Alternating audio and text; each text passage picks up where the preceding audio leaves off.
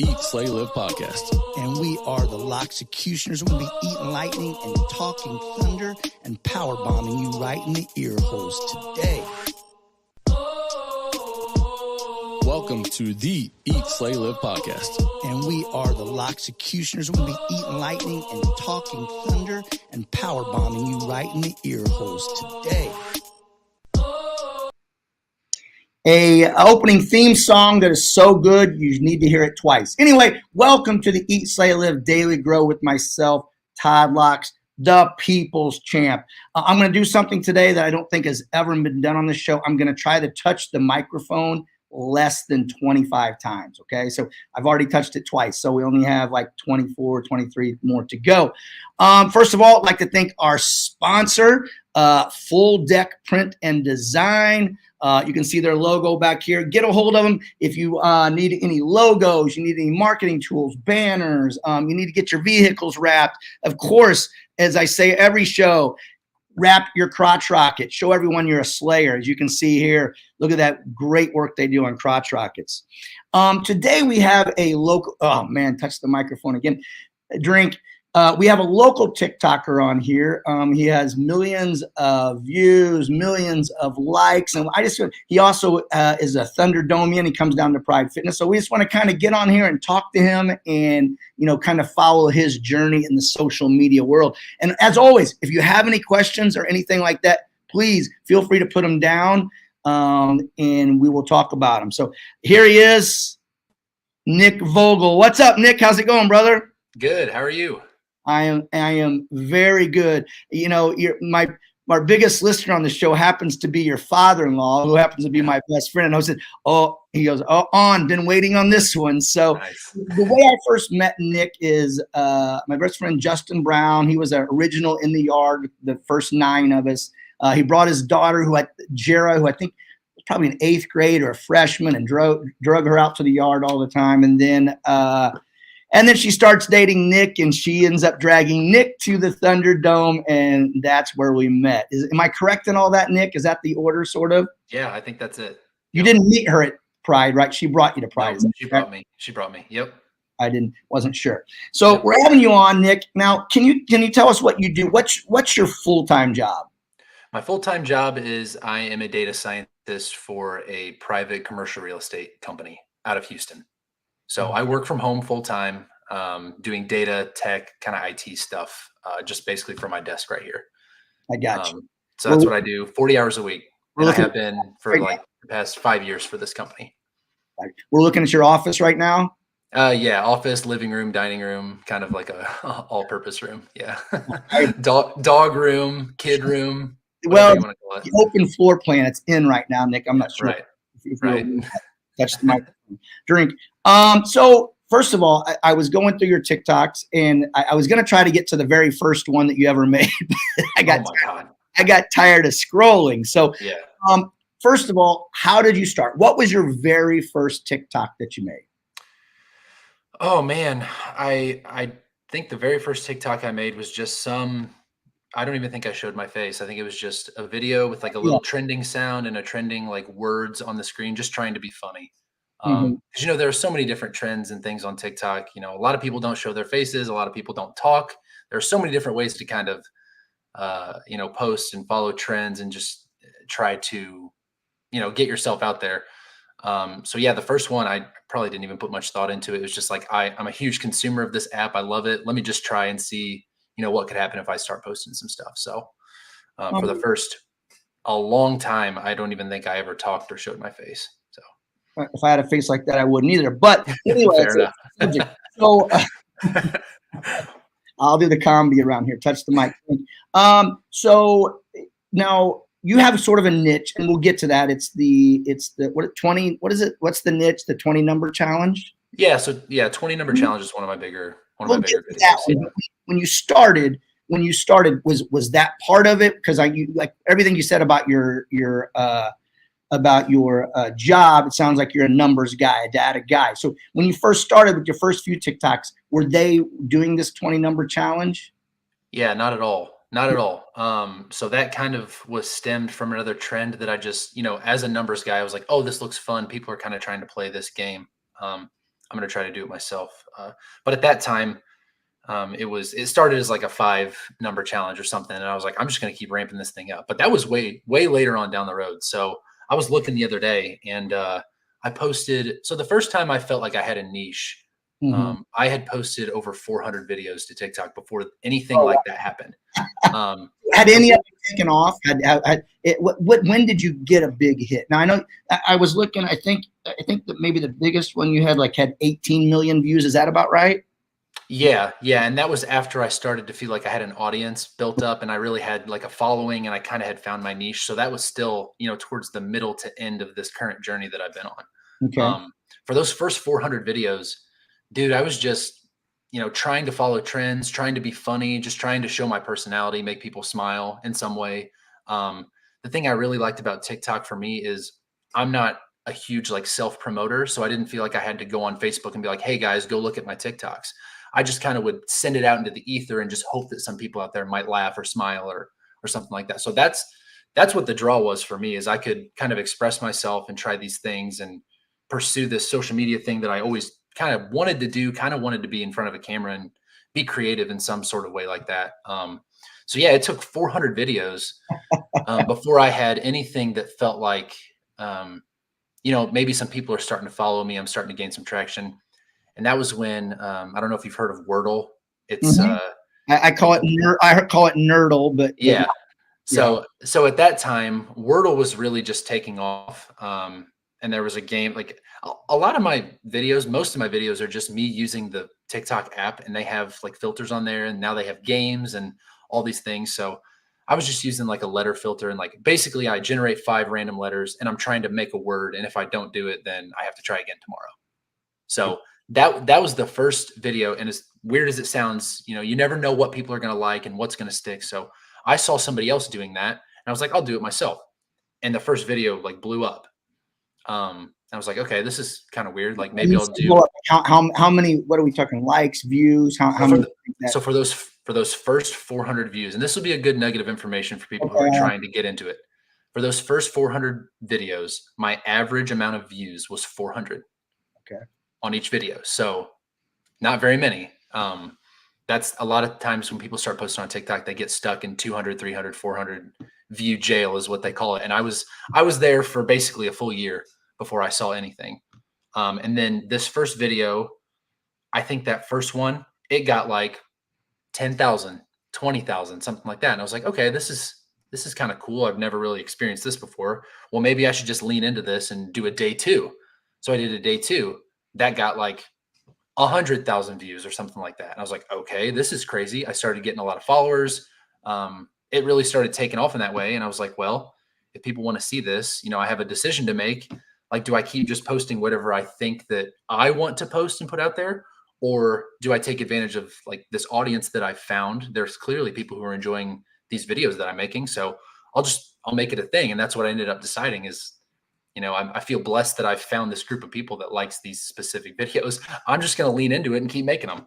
So I ended up doing that challenge for 32 days and I ended up winning. And those videos, that 32 video series, I mean, it got millions of views by the end of it, which is just crazy. And that's I think a lot of people experience the same thing on TikTok. Is you kind of start with a specific thing or a series and people follow you and they want to stick around and see what's going to happen next. So once I got there, once I finished that challenge, I felt like I was on top of the world. I made it. I didn't really know what I was going to do next, but I look back now at the screenshots of my profile at that time. I had 5,000 followers. Mm-hmm. But to me then, I mean, and to a lot of people, that's a lot of followers. But compared to where I'm at now, it's funny how your perception of it and your goals for it change kind of as you go along. Because at that point, I could have stopped and said, you know what, this is the coolest thing that I've ever done. This really unique, cool experience. I got to share a lot of laughs and smiles with people, and I got to entertain people. And now 5,000 people follow me and know who I am. I have a lot of takes on that. First of all, knowing you before, I didn't really see you as this guy putting himself out there. I mean, you know what I'm saying? You're not you don't come into pride and anything like that's how you think of a person, a social media. As someone who's made it big in social media, you know what I'm saying? I remember someone telling me about it. I'm like, what, Nick? Yeah. Because they just said, he's got this big, giant following on TikTok. And I'm not thinking numbers. I'm thinking, just doing crazy things, as that's what you think about with TikTok. Right. So, what you like, was that something like, did you have to get uncomfortable doing that, putting yourself out there, showing your face, talking? Absolutely.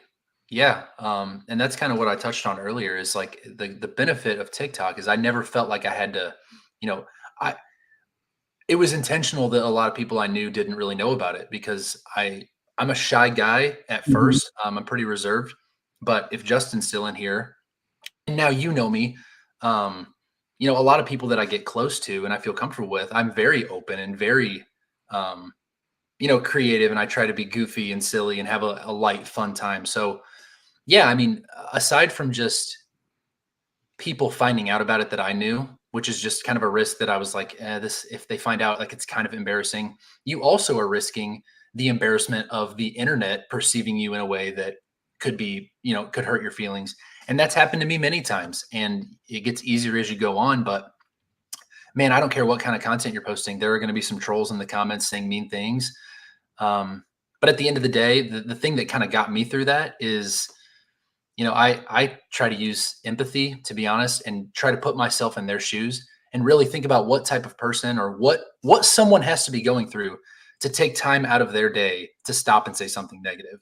And when I do that, I really think like, okay, this isn't my problem. This is their problem. And that's really the only way that I've gotten through that. Yeah. I was scrolling through your TikTok and you actually addressed that a couple times on, yeah. And you said, people are going to say what they're going to say, but you're not making these videos for them. You're making it for yourself. And people, and I saw a lot of comments on that you said, and what they were saying about you is just how your videos are always positive. You're always positive. And it's always just exuding a positivity. Is that something you strive for?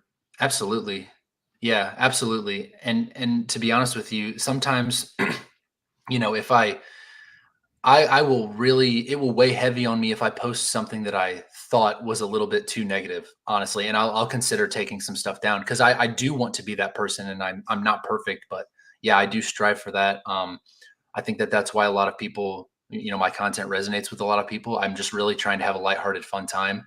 And I feel like right now for me, that's the only way to break through, all the noise of social media, all the BS that you see, all the hate that you see.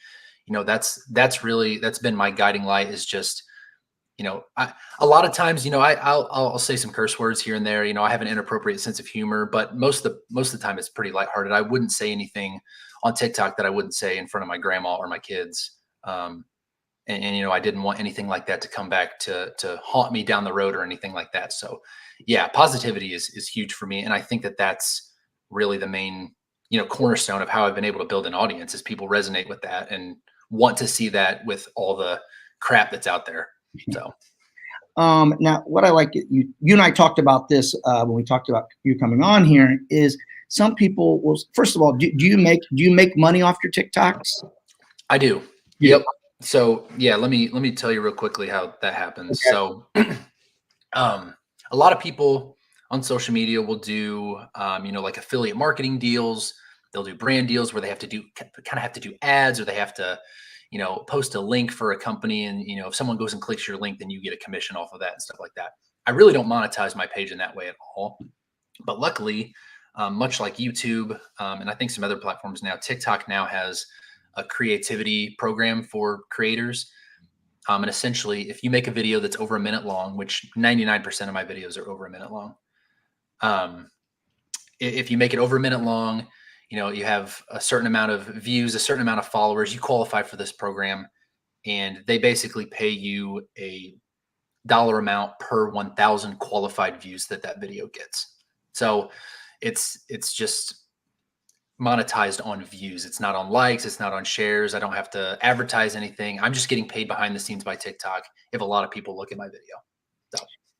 Now, this is something you and I talked about, is that some people will say, YouTubers, they don't really work. That's not a job. They're, what I'm saying? They're just being lazy doing that, or people on TikTok or anything like that. They say, oh, creating these videos, that's not work. That's not a real job. Yeah. But first of all, you did this for a year and you made 400 videos. People don't realize how hard that is, putting content constantly on social media. It's not easy to do. You wake up on a day, like you wake up on some days and you're just like, man, I don't like, you're just not on that day. Well, you still have to grind it out and put those videos on, and coming up with content that people are going to like and it's going to be received with positivity. It's not easy to do. I mean, that is a job, you know, and you're putting value out there that people like. If people like it, then it has a value to it. Absolutely. Yeah. Yeah. I say that I just employ empathy again, and they really don't understand. I mean, I saw a quote the other day. It was like, I can't remember exactly what it was. It was like, you shouldn't do it that way. And the quote was like, the guy who's never done anything. You know what I mean? Like it's true though. You know, the people who are saying that, and I don't remember who did it, but I saw a video one time that really, really helped me out. And it said, you know, and it kind of goes back to the negativity, because sometimes that can get you down and it kind of discourages you from posting. And that's really why people don't post. They don't want to be embarrassed. They don't want to be clowned by other people. Anyone who's successful in social media, or really in anything, anyone who's a happy person, anyone who has gone through that journey themselves, they would never be the one to stop and tell you to not do it. So I would never go leave a comment on someone's thing and be like, why are you making this video, you idiot? Because I know how hard that was for me. So you really have to think about that when someone says something negative, or like, you're making TikToks. It's like, yeah, have you ever tried to do anything creative or put yourself out there, or, you know, all that type of stuff? You really have to think, you know, why would I take like financial advice from someone who's broke, type of deal, Right. you know? So that's what gets me through it. But yeah, it's not physically demanding, but mentally it is way more difficult than my full-time job. And I have, you know, a business degree. I work in data and tech and IT. So my job is not like an easy, you know, walk in the park type of job either. Neither of those two things are physically demanding at all, but mentally, yeah, the social media stuff, people truly do not understand. And if you've ever tried to start posting, you know how easy it is to get discouraged pretty quickly if things don't take off, or, you know, whatever. So if you have a goal in mind, you really have to stick to it, because you just never know how long it's going to take. You never know how long, or you never know what video is gonna do well, or you're gonna find something that you didn't expect to happen. So yeah, you got to just put in the time. And another thing too, not only is the getting up and, you know, getting in front of my camera and trying to be creative and think of something new to post. I mean, I think a benefit for me is I'm a heavy consumer of the app too. So you have to be in tune with what's going on and how people are recording their videos. You know, you have to do a lot of mimicking of other creators, even if it's in a little bit of a different niche. You know, trends are changing every day. So, you know, one day I might be doing a video in a certain setting. One day I might add music to it. One day I might do a trend video. Like you have to stay in tune with what's happening, or you're going to get left behind too. And that's a part that people don't understand either.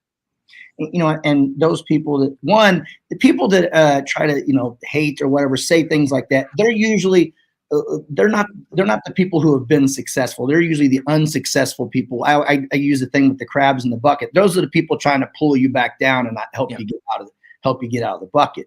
Yeah. But like when you try to get on social media and you try to get a following, you try to get a lot of likes and views and things like that, you're trying, you know, and make money off of it. It's the people that stick with it consistently, just like anything else in life. It takes hard work. And what happens is, like that year when you made 400 videos or whatever, it's like you all of a sudden you don't see any any feedback. You're not getting followers. It's easy to say, I quit. I hate this. Is dumb. I'm done with it. Yeah. You know, it's the people that stick with it and just consistently keep doing it. You know, don't you agree with that? Absolutely. I love that you did that. I love that you just didn't get discouraged from not having, you know, a lot of viewers and things like that at the beginning, but then just kept grinding it out.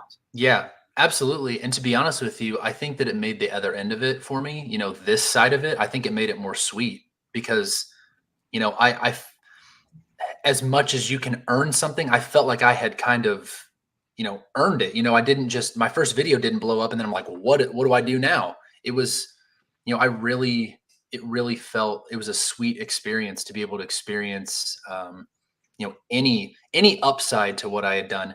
Cause, you know, I never really thought of it as something serious that I was doing. I just wanted to do it and see if it worked. But still, after 400 videos, at a certain point, you're like, yeah, I wish one of these would go viral. Like you want that. Um, I don't know how long I would have kept posting if I didn't find my audience. So that's it's a good thing to keep in mind if you're trying to start. It's just it's going to take a long time, right? I mean, do you have those days when you struggle, like you just not, I don't want to make this video. You just, you know what I'm saying? We all have those low days where just not feeling it on. You know what I'm saying? How do you get, because first of all, how many videos do you make a day? It's slowed down a lot recently. So I've been busy for the past couple months, and I've been kind of taking some time because I just was on the grind for so long. But I would say traditionally anywhere from 2 to 5 every day. And they're not always like the same type of video. Like sometimes it'll just be me saying a little blurb of something. Sometimes I'll be playing a game. Sometimes I'll make a funny video or try to make a funny video at least. Yeah, so probably average of 3 a day. Now back to my question. How do you, on those days you're just not feeling it, man? It's like, I mean, you have a young child, you know what I'm saying? Yeah. You get another job, you know what I'm saying? Yeah. A wife, and we all know Jera. I mean, how do you, God bless her. God bless her. How do you make yourself do it? How do you get through that, get on and be on? Yeah. So there are 2 different ways that I kind of address this type of thing. The good thing for me is I feel like I've strived for authenticity, kind of in the same way that I'm striving for positivity in my content. So this is a huge thing too, just a nugget. If you are starting out on social media, building your community and dedicating time to answering every comment, responding to every comment, if someone tags you in a video, go in and comment on their video, that is a priceless endeavor that you should 100% do, because that's really what's built my community. And that's something that I'm proud of, that I've been able to do, is just really connect with people.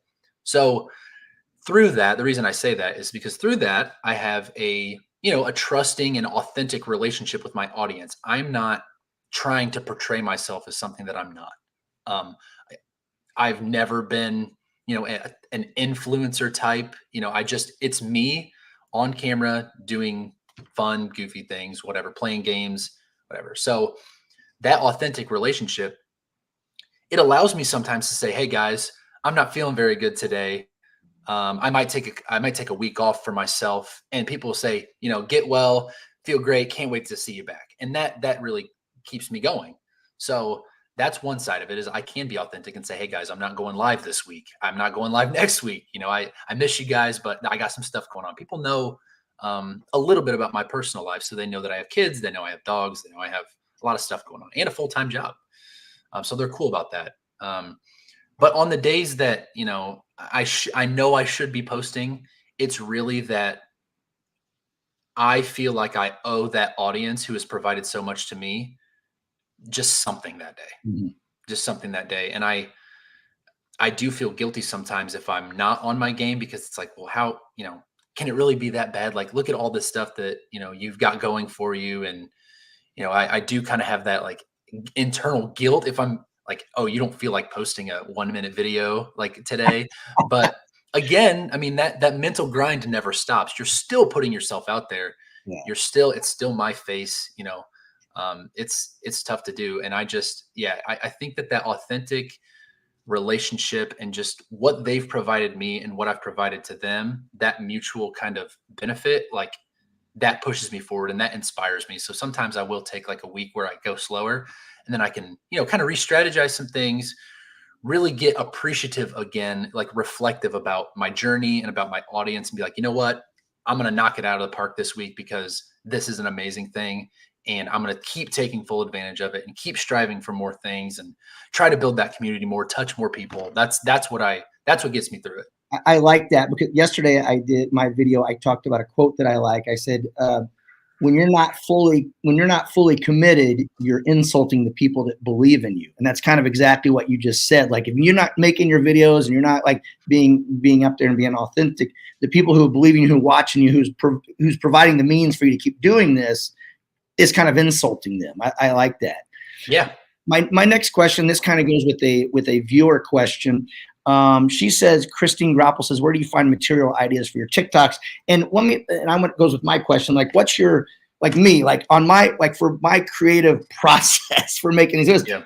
like I have each day labeled, and like on Monday, this is what I'm gonna talk about. I just jot down idea. I'm old school, so I like putting pen to paper. So I just jot down ideas.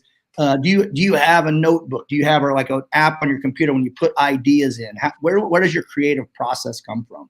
I think a lot of my creative process is really just scrolling through my feed and Mhm. just, if I have a series going that is a game or something, I mean, you don't have to get too creative on that. It's really just, okay, how can I play this game and add some commentary on the back end that's funny and different than what I said yesterday? So that's the kind of cool thing about my content is the game is kind of the forefront and I'm just the commentator.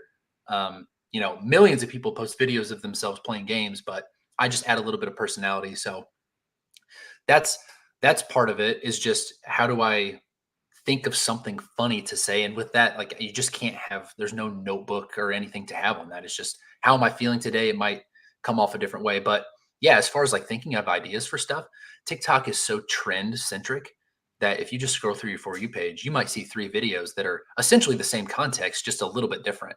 So that's kind of what I do. If I see something that I think is really funny, and I'm like, would my audience like this?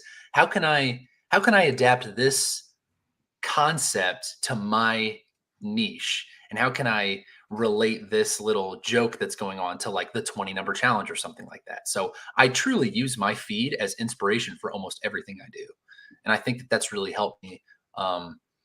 Because being such a heavy consumer of it for so long, if something gets a reaction out of me, I'm like, well, surely that will get a reaction out of other people too. How can I make them feel this way that I just felt? So that's kind of what it is for me. You didn't eat a Tide Pod, did you? No, no. I mean, I think that was maybe a trend for a while. Yeah. Do you ever get recognized? I mean, you've had, like, I think the likes on yours are like 30 mil, like likes, not views, like 30 million likes. Is there a way to see how many views, like all of them added up are? I rate, yeah, you can't see it on TikTok, which I think is kind of goofy, but Mhm. there is some like data export websites that you can go log in and sign up for, and they'll All give your you videos added up. How many? it's almost, I think it's 300 million views. 300 million. Now, that brings me to something I wrote down here earlier. So we live in this weird world today where like when you said, one of my videos just got 400 views, 400 likes. Now think about before social media was around, Oh yeah. and you'd have to go speak in for 400 people to see you. You'd have to be somewhere, maybe an auditorium, get 400 people to show up to see you. 400 people, if you talk in front of 400 people, that's a lot. Oh yeah. And you know what? And this is so weird. This is so weird. So what'd you say? 300 million? How many million views you think you had? Yeah, 300 million. So Mhm. not that I mean, I don't know the stats on this, but the Beatles, we all know the Beatles. 300 million people didn't see the Beatles. You know what I'm saying? It's Yeah, no. weird. No. These weird things now, like you talked about one time, like 5,000 views, and now that seems like nothing. But think about having a message before social media and you wanted to get it out to 5,000 people. I mean, how would you TV ad? I don't know. Do you know what I'm Oh saying? yeah. It's just weird how we're skewed. It's skewed now. Where like somebody like you can get more people can see you a video than the Beatles. Isn't it? It's just strange, this world. It's absolutely wild. Yeah, I don't remember exactly what the number was, but I saw someone, it was like, 1 million views that's more people than ever heard like King George talk. Like, Right. and King George is, clearly famous. So yeah, Yeah. I think a lot of people too, like I get it because I'm on this side of it now. A lot of people don't understand how unfamous people like me are. Like you might have, I have almost 400,000 followers, which is insane. Like I feel so blessed to have that number, but it really only translates to any type of currency within the app, within the space. Because I mean, when you 400,000 people, that might be one person in 400,000 different places. You know what I mean? Like it's very rare for me to get recognized anywhere still. I've gotten recognized maybe like 5 times total over the past year.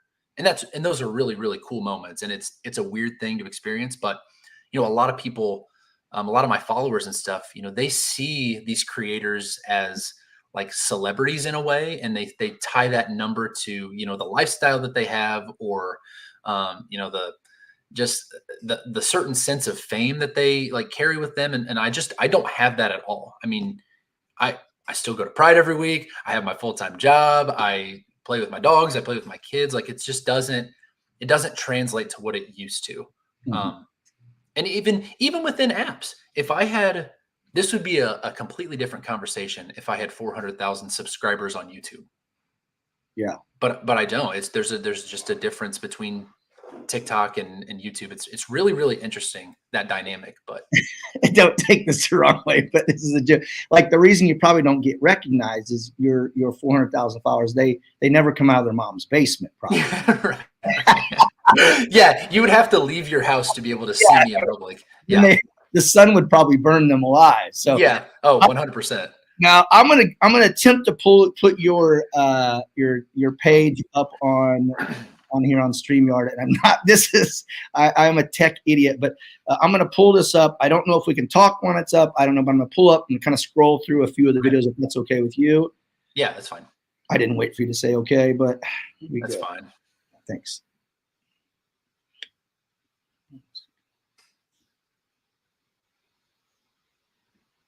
Yeah, that's a good History made last night.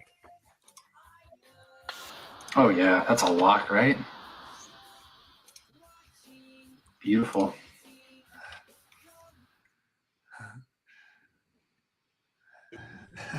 Now this is stupid. This is a stupid one. There's no stupid videos, Nick. There's only stupid people. I don't know what that Yeah, means. but you see a lot of it. It's me using the filters on TikTok and just playing the game and talking in the backdrop. Find another big one. So there's like this. Now this is people playing a game here. Okay, apparently there's a secret legendary score on this one. You got to go behind like the this, ramp. I swear I did that in my last video. And it's still mind-boggling to me that there are people that want to watch me do this. Is that a game being played? You're watching a game that someone's playing. Is that what that is? I am playing that. So think of Snapchat. You know how those filters come up on Snapchat, and you can like mask your face with a filter. I don't have Snapchat, but I think I know. Yes. Yeah, or whatever, Instagram or whatever. When you pull that game up, I can record myself on TikTok while I'm playing that TikTok game. And that's what I'm doing there. Watch 6.4 million people watch that. It's insane. Yeah, I mean, you think the four is 400,000. You think, I mean, it's crazy. Now I've seen this, and your awesome father-in-law just put this up, and I see this kind of the catchphrase that you use. Certain times says, "Hey babe, wake up." Yeah. Right before you make a video, you say, "Hey babe, wake up," and then you say what you're gonna say. Where did that come from? I don't really know. I think I saw it in a different context, like probably a year ago. And I don't know. I kind of just pulled it out of the back of my mind, and now I just kind of stuck with it for those. It's only for those little like parking games that you see, the cars and the skateboards and all that stuff. You can kind of see they're all called crazy parking. But yeah, people always ask me, like, why do you keep saying, "Babe, wake up"? Like, is Babe always sleeping? And there's like a funny kind of inside joke dynamic around it. This reminds me of when we were young. This is a perfect example of, this isn't my niche, but it's a trend that I saw on TikTok. I thought my audience might want to see Nick Vogel's version of this trend that they're probably seeing all over the place. They get a vested interest in you. They see you every day. And so it's probably good every once in a while to put a little bit of your personal life out there just so they can get a little more information. Just a little sprinkle here and there. Yep. I'm just going to scroll through here. But yeah, people ask me, like, you got to quit saying that. Why do you keep saying, "Babe, wake up"? And I always just say, so you know it's me. I like it. I like it. If that starts the video, you know you're watching my video. You know, you can't see much of my face. You know, all you can see is my hat, my glasses, and "Babe, wake up." You know it's Nick. So and we'll throw up. I'm going to try to build the worst city possible using these 5 categories. Yeah. Let's find out if your city pops up here. Houston. Okay, I've traveled to Houston for work many times. My best friend lives in Houston. I'm not even really going to consider the other categories. I can tell you right now that I'm taking Houston's weather. It is way too hot and And the food is so underrated. The hill is incredible. If you've never been there, go. Vibe is pretty ass, if we're being honest. I like that. So, I mean, I see it like you have a lot of things where you're playing that game, and you're doing the 20 number challenge, but then others you're sort of out there like that was putting the 5 worst cities in there. So I guess is that something like a trending? Is that how you pick these things? So a lot of the trends kind of inspire some of my ideas, but a lot of the games and things that I do play like that, I kind of make up on my own in a way. So I'm copying, but I'm just bending it a little bit. And that's really what all of, especially TikTok. I mean, you see a trend, if you click on a sound of a trend that's going viral, you'll see a million videos that just the text, just the caption is a little different, but they use that sound to, provide context to their little side of the story or something like that. So that's kind of really all I do is, I look around for inspiration. If I see something that sounds like a fun idea, I might tweak it a little bit so I don't feel like I'm directly copying someone. And I always try to put, my personality and my flavor on it to keep it kind of true to my brand or my style in a way. I got it. Now, if somebody's out there and they're wanting to go, get a giant following on social media, what would you tell them? I guess it kind of varies from which platform that you're on, but just in general, what would you tell them to get them started sort of in their social media journey? Start posting yesterday and keep posting. The best time is yesterday. The second best time is today, correct? Yeah, absolutely. Don't overthink it. Just post things that you're passionate about or things you're happy about or things you find funny. Just literally post anything because you just don't know what's going to stick, especially early. You don't have an audience. You don't have a niche. You can't tell the world what your niche is going to be. The world will tell you what it should be. I think that the audience will speak to you. And if you find it, I would lean into it and continue to post. And I mentioned it earlier, those little interactions, they go a long way. If someone comments and says, awesome video, great job, respond and say, thank you. Have a great day to everything. If you see another thing too, that I think people undervalue a lot is I comment a lot on other people's videos, and that builds kind of a familiarity with me. Even a little bit bigger creators than me. I've gotten follows from people who are bigger than me because I had a decent following, but I'm commenting and interacting with them. And they're like, oh, this guy's a nice guy. That is so important, especially on social media. But I think in the real world too, is just show gratitude for other people, be nice, to interact with people. You're on social media, be social, do all of those things. And you have to fight through the embarrassment. I know how hard it can be to fight through and kind of put your ego to the side and all that stuff. But if you're posting something you're proud of and you're not posting something hateful, I mean, there's really no negative to it. If people are going to hate on you for that, that is their problem. It's not your problem. Post things you're passionate about and don't stop posting. And you know what? At the end of it, the way that I see it, if you have fun doing it, like let's say, there are so many different routes you can go. So many different routes. Think about Justin, for example. I probably told him this 100 times because he's a perfect example. He's got more skill and more passion for that stuff, for his woodworking, than anyone else I know in any area that they know. So at the bare minimum, if he's documenting this and he's putting it out on YouTube and he's passionate about this and creating these beautiful creative projects with some content around it, if no person ever views that, man, you have a beautiful diary and a beautiful document of what you were doing on this earth, of what person you were.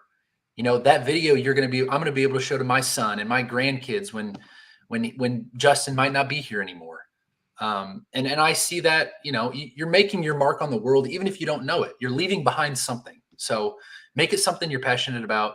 Make it something you're proud of, that you wouldn't be scared if your family or your friends or someone else saw it. And then just keep going. Just keep going.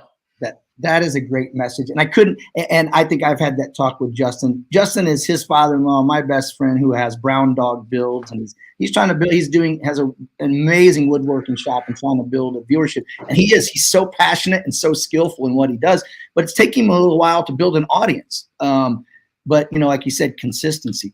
Here's what I took out of what you said in building like your social media platform. But I think this is just in life. You said hard work, being consistent, staying authentic to who you are, being passionate, having fun. That should be everything in life. If you're not enjoying what you're doing, you're not having fun, then you're not living.